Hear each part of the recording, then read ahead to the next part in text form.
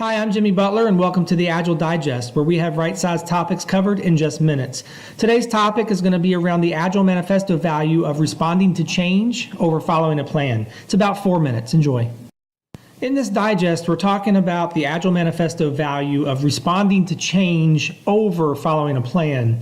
Now, the disclaimer that goes with the manifesto is that while there is value in the item on the right, we value the item on the left more. So it's not that we don't have plans in Agile. We do. It's just that we value the ability to respond to change far more than sticking to a plan so that we can chase value.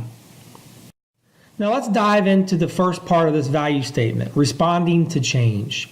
So a key benefit of Agile is the ability to change course quickly, because we need to be able to chase value. Now, when I look at the 12 principles of Agile that stem from these value statements, there are 3 that stick out that correspond with responding to change. The one is welcome changing requirements, obviously, but even latent development, because you want to be able to respond to competitive advantages, you want to be able to respond to feedback, and you want to be able to do what the next right thing is. And so you want to be able to respond to change whenever that presents itself. Our highest priority is to satisfy the customer through early and continuous delivery of valuable software. So how do you deliver valuable software? It's by responding to change. It's finding out what the next right thing is, again. And then the best architectures, requirements, and designs emerge from self-organizing teams. And the key word here is emerge, because you can't emerge if you're sticking to an upfront design and an upfront plan. You've got to have the ability to see what works, what doesn't work, what the feedback is, so that you can respond to the change on that, so that even your architecture and even your design emerges and changes, so that you're chasing the value that presents itself. Now, we know from traditional project management that following a plan is very important. We decide what we're going to do and how we're going to do it up front and do everything we can to stick to that. The problem is, as we've discussed, is you can't chase value that way.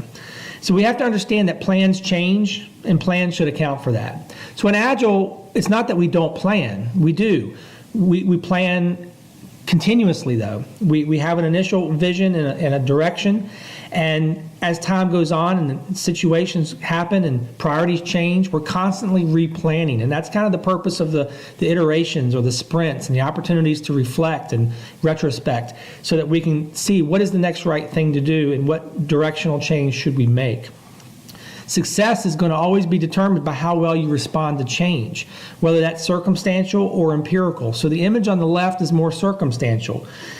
We always know that the reality is quite different than what we think it's going to be. Problems happen, situations come up that you have to adjust for, and that's one way to change your planning. But the other is just through empirical. It's do something, learn from it, and then adjust. And that constant feedback loop is going to provide you an empirical method of growing and expanding upon what you think the next right thing is, and that therefore is going to require you to replan and replan and replan. So definitely follow a plan, but just follow a shorter term plan and be willing to replan continuously.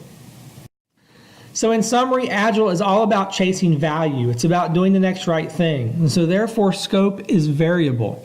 If you're familiar with the traditional triple constraints triangle, you put the features or the scope at the top of the triangle, and that's what becomes fixed. You lock in your scope, and then you determine how much time and cost it's going to take, and those all get locked in, and you're constantly managing to keep those things in check.